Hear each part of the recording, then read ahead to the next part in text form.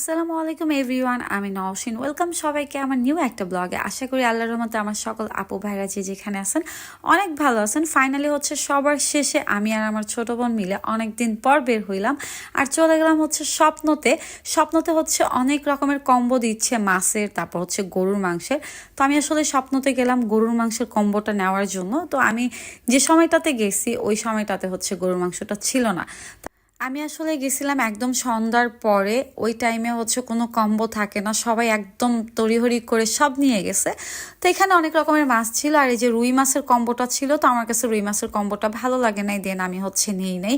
যেহেতু গরুর মাংসের কম্বোটা আমি পাই নাই 160 টাকার যে গরুর মাংসের প্যাকেজটা, তো আমি এখন কি করবো, আমার তো মনটা একটু খারাপ হয়ে যায়। তারপর আমি চেষ্টা করলাম যে দেখি অন্য কিছু নেওয়া যায় কি না। তো মাছটা আমার কাছে একদমই ভালো লাগতেছিল না। পরে ভাবলাম যে দেখি ঘরের কিছু প্রয়োজনীয় জিনিসপত্র নিয়ে নিই। যেহেতু হচ্ছে বের হয়েছি দুই বোন মিলে হচ্ছে ফুচকা